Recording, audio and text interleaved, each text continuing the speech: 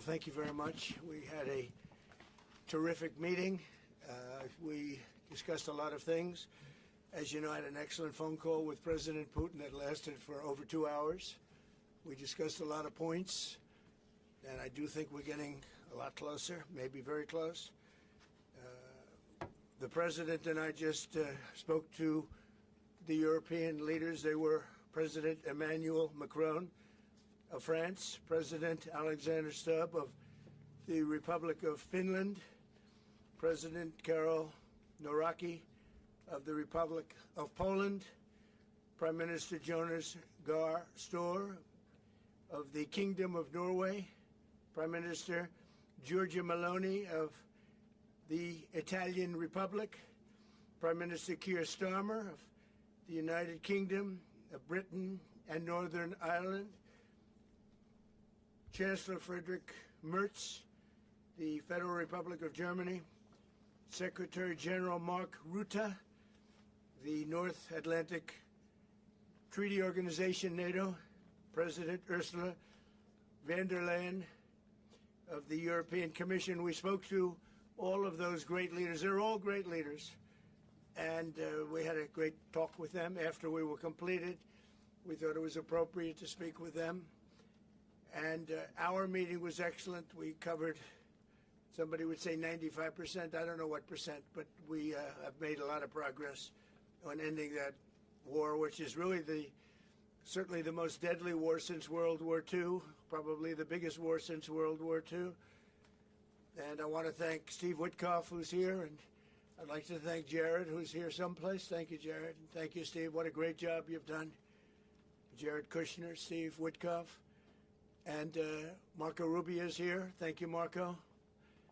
And Pete Hegseth is here. Those two people are doing an unbelievable job. And the four people on this one are doing, I don't think anybody could do it. And we'll see if it gets done, but it's very close, certainly. Nobody would even have a chance of getting it to where it is right now. Nobody would have thought that was possible. So I just want to say we've done very well. We've had discussions on just about every subject, and that includes with President Putin before. And we went into great detail, and we likewise went into great detail today. And it was an honor to have you at Mar-a-Lago and have lunch. I hope you enjoyed the food.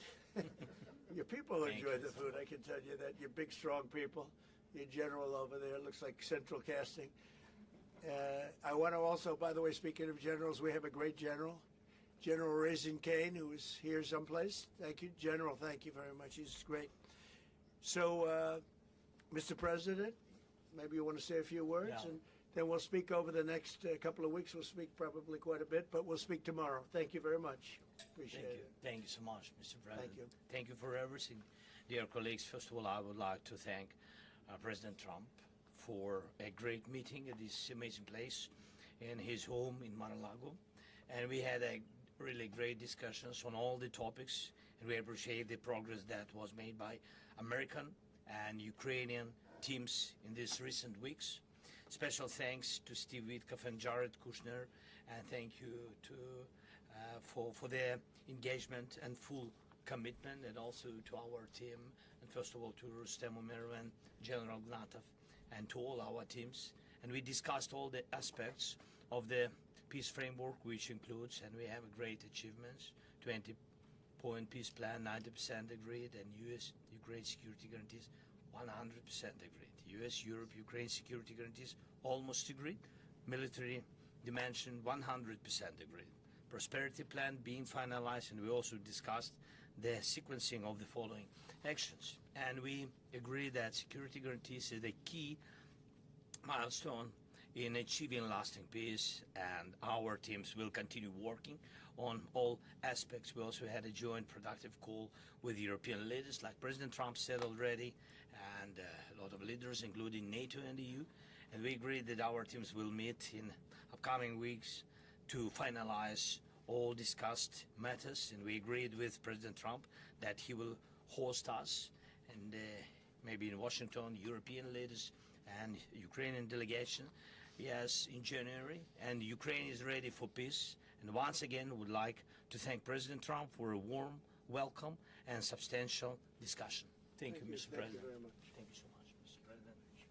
Any questions, please? Mr. President, with the first study did just from President Zelenskyy, 90% and 100%, the U.S.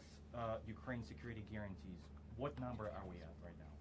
Well, I think look, you can say 95%, but I don't like to say percentages. I just think we're doing very well. We could be very close. There are one or two very thorny issues, very tough issues, but I think we're doing very well. We made a lot of progress today, but really we've made it over the last month. This is not a one-day process deal. This is very complicated stuff, but I think when the president says 95, I think, could be close to 95%. Yeah, please, behind you. Mr. President, have you agreed on the so-called free trade zone on Donbass? How to separate the sites? How to make the separation line? Who will be responsible? The word agreed is too strong. I would say not agreed, but we're getting closer to an agreement on that, and that's a big issue. Certainly, that's one of the big issues, and I think we're closer than we were. Probably it's unresolved, but it's getting a lot closer. That's a very tough issue, but one that I think will get resolved. Yeah, please. We are receiving some mixed signals coming from Moscow, even after you spoke with President Putin. Can you assure us that you have received written or any formal response from them? Well, what was the issue? You have to tell me. What did they say? So they are telling that Ukraine has to give up Donbass. Just very recent statement coming out. Well, that's what they've been asking for, and there's a dispute about that. So they're going to have to iron that out. That's an issue they have to iron out. But I think it's moving in the right direction. If they reject or delay the solution or peace agreement that you try to achieve, If something doesn't happen, you mean if something doesn't happen? Yeah, go ahead. May I ask? No, go ahead. You're going to finish your question. Will there be any step that the United States be prepared? Well, we'll see. Look, we'll see. But I don't want to talk about that because I think we're getting pretty close. Yes, please. May I ask the President of Ukraine Please. about territorial question? Mr. President, what is your take on Donbass status? Are you prepared to see it as a free economic or demilitarized zone?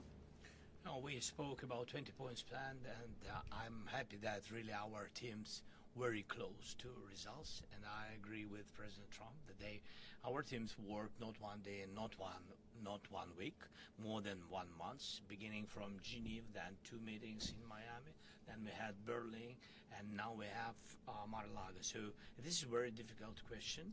You know our position, so it's, we have to respect our law and our people. We respect the territory which we control. And of course, our attitude is very clear. That's why President Trump said this is a very tough question. And of course, we have with Russians different positions on it. And have you discussed referenda about? When we speak about referendum, we spoke that it's one of the key. We can have referendum on any kind of points of this plan. I said that we can use referendum like for the plan, or we cannot use referendum. It's one of the key. We can use, this possibility of Parliament to vote according to the law or to have referendum. Doesn't matter. This referendum, if the plan will be very difficult for our society, very difficult, of course our society has to choose and has to vote, because it's their land, the land not of one person, it's the land of our nation for a lot of generations. They'll probably have to get their plan approved by Parliament or by referendum of the people. You would think that they want, I know they had a poll that it's 91% in favor of ending this war, so they want to end it like everybody wants. Russia wants it ended, everybody wants it ended, and we want it ended. I want it ended because I don't want to see so many people dying. We're losing, massive numbers of people, the biggest by far since World War II.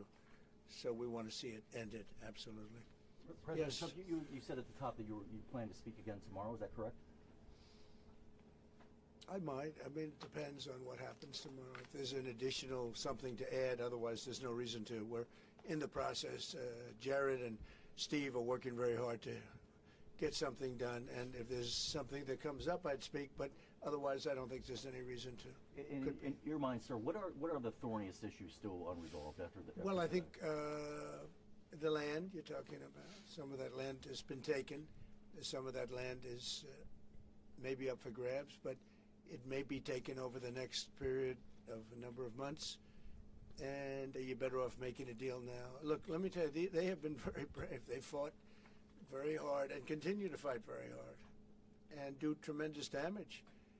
But Russia would like to see it end, and Ukraine would like to see it. And I think it's time to end. And a lot of very brave people, a lot of people that are dead right now, unfortunately, because I've said, and nobody's disputed it, that if the election weren't rigged and stolen, 2020, you wouldn't have had this war. It would have never happened. And it didn't happen for 4 years. Never was even thought to happen. And I spoke with President Putin. I got along with him very well, despite the Russia hoax, which was a total hoax. He used to say, what is going on over there? But it was a total hoax, as he knew and as I knew.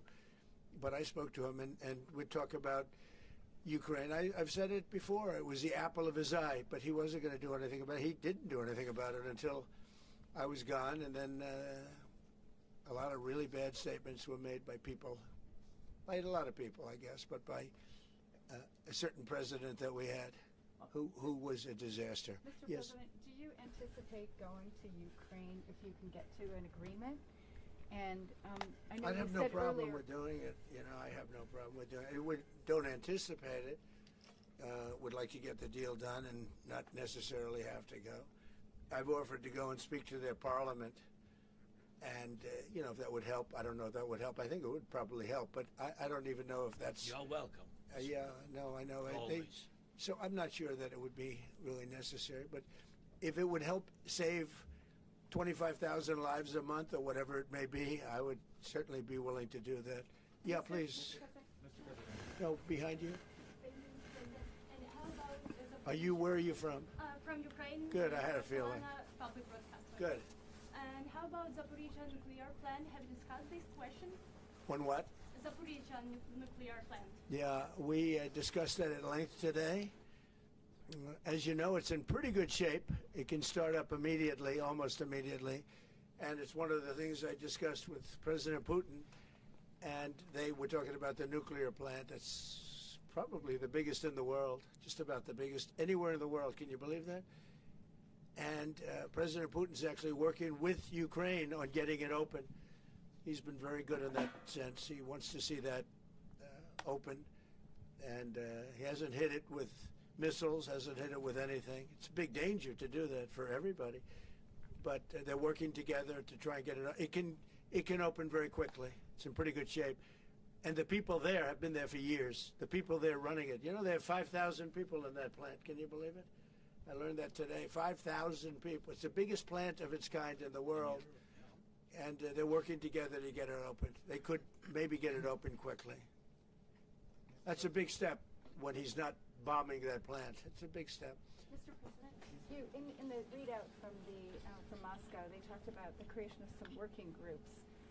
Yes. That would be set. Can you tell us about what those working groups Sure. would entail? And also, if you wouldn't mind, what is the message that you will give to Putin when you speak to him after your meeting? So here? the working group is going to be composed of Steve Witkoff, Jared Kushner, General Raisin Kane, Marco Rubio, and a few other people that we're going to be putting onto it. I think Pete Hegseth should be in that working group. He knows the territory very well. He's been fantastic at what he's doing. And they may add one or two people. And likewise, Ukraine's going to have some very good people that were at lunch today that enjoyed the lunch today a lot, more than they thought, right? But do you want to say who may be on your working group? Yeah, we now, as I said, that we work with Steve and Jared. We worked our Rustem Umerov and also Deputy Minister Kislitsa and also General Gnatov, and they will continue work in this group. And of course, if we will go further, and I hope that really we will have decisions in January, as I said, about all these documents, 6 documents, and of course, we will continue work on this, so they know what to do. Yes. And that working group, by the way, importantly, will also then be working with Russia, okay? Because to work with ourselves doesn't really solve much of a problem. So they'll be working with Russia. Yeah, please. President, you said this morning you weren't a deadline guy. How long do you think it'll take to get this last little bit, as you say, finished? What are we talking So about? if it went really well, you know, maybe a few weeks. And if it went poorly longer, and if it went really poorly, it's not going to happen. That would be a shame. There's that chance also. You know, it's possible it doesn't happen. But, you know, in a few weeks we will know one way or the other, I think. But if it went really well, but it could also go poorly. I mean, you know, we could have something where one item that you're not thinking about is a big item breaks it up. Look, it's been a very difficult negotiation, very detailed. It's funny, I settled 8 wars. Some were going on for 35 years. And we got them settled in a couple of days. Some of them, one was going on for 37 years. I settled it in 1 day. But this is a very complex one. Do you want to put odds on it? What the bad? No, I think we'll get it done. I don't want to say when, but I think we're going to get it done. Yes, ma'am. Mr. President, you in the past have suggested a trilateral meeting between both Presidents Putin and Zelenskyy. Right. Is that something that is also on the docket? I see that happening, sure, at the right time. I saw a very interesting President Putin today. I mean, he wants to see it happen. He wants to see it. He told me very strongly. I believe him. Don't forget, we went through the Russia hoax together. And he'd call me, I'd call him, I'd say, can you believe the stuff that they're making up? And it turned out we were right. They made it all up. And despite that, we didn't get into wars and we didn't get into problems, but we weren't able to trade very much or any of that, which was a shame because, you know, a lot of success could have been had by trading with Russia. They have great land, great minerals and other things, and we have things that they want very badly. But the Russia hoax, which was a terrible, made-up, fictional thing by Crooked Hillary and by Adam Shifty Schiff and bad people, sick people. They made it up. It was all a made-up hoax. But it kept us really from dealing with Russia, kept Russia dealing, you know, from dealing with us. So, but despite that, we got along. And I don't know, I think we're going to get there. I know him very well. I think we're going to get there. Did you discuss any time, location, meeting place? Yeah, we're discussing a lot of things. No, look, I was on the phone with him for almost, I guess, 2.5 hours. They're just telling me now. That's a long time. We discussed a lot of things. We didn't talk about the weather. We weren't talking about what a beautiful day it is in Palm Beach, Florida. Yes. Trump, President Zelenskyy mentioned maybe a meeting with European leaders back in Washington. Would that be in the next few weeks? Well, in Washington or someplace, yeah. These leaders that I just read, these are great people. You know, they've spent a lot of money on helping Ukraine.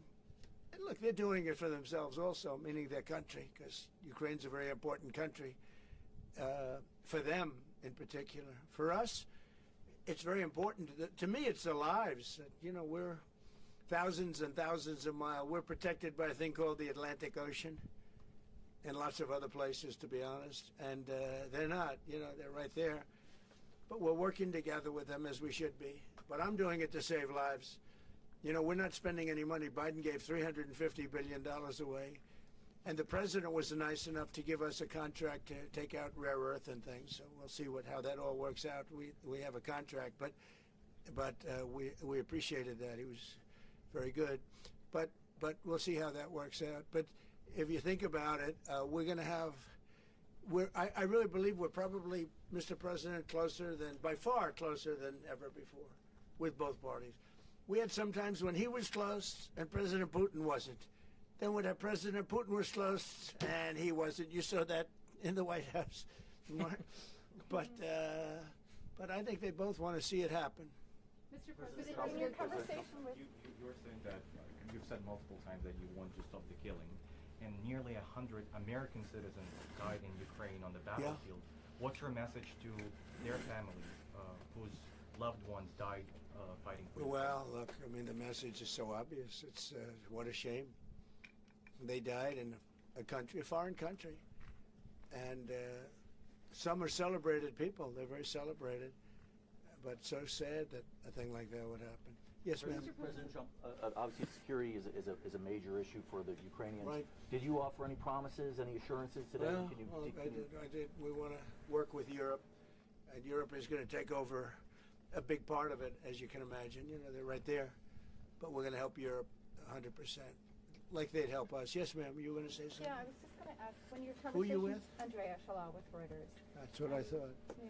So in your conversation with President Putin, did you discuss what responsibility Russia will have for any kind of reconstruction of Ukraine post an agreement? I did. And they're going to be helping.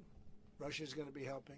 Russia wants to see Ukraine succeed. Once it sounds a little strange, but I was explaining to the president, President Putin was very generous in his feeling toward Ukraine succeeding, including supplying energy, electricity, and other things at very low prices.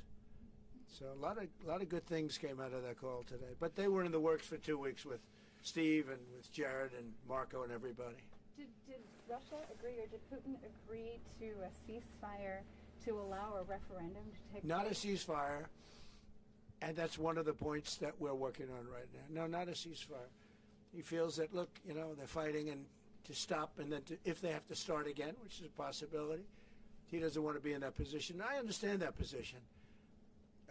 The president feels strongly about that or something, but I think we're finding ways that we can get around that. But I understand President Putin from that standpoint. You know, you have to understand the other side. And, you know, I'm on the side of peace. I'm on the side of stopping the war. So, but I think that's a problem that's going to get solved. Yeah. Would people who live outside of Ukrainians who fled during the war be allowed to participate in the referendum? What do you mean, people where live? The people that left. refugees So who the fled people to we have, Poland and Germany. you know, if we speak about the people who are abroad, who are not on the territory of Ukraine, I mean, there's in Poland, in Germany, we have millions of people. Yeah, they have a referendum in the same of elections, in the same way how people come and vote. They have rights for this, and of course they have to come. That's why if we will come to referendum, yes, if we will come to such decision, people need infrastructure for this, and it's not simple. And that's why we spoke about it. It can't be in one day, very quickly. It's difficult because we need infrastructure. When you have millions of people, you have to build it in Europe, mostly in Europe for today. President Trump, I know you've sounded an optimistic note here, but what happens in a few weeks if things sputter? What are you prepared to do? They keep fighting, and they keep dying. No good. But if things don't happen, they keep fighting, and they keep dying. And we don't want that to happen. He doesn't want it to happen. President Putin doesn't want it to happen either. Okay? Thank you very much, everybody. Thank you. Appreciate it. Thank Great. you, sir. Thank you. Thank you, sir. And thanks for lunch. I don't know. Was it a good lunch? Yes, sir. There's no lunch. He walked in. He said, "This place is gorgeous." I don't think he wants to go to the White House anymore. That's the problem. I'm ready to go to the White House. I know. It is. The White House is a very special place, and so is this. I hope you enjoyed it. Thank you very much. Thank you, sir. Thank you, sir. Thank you. Thank you. Good question you asked. Thank you. Thank you very much. Thank you very much. Thank you.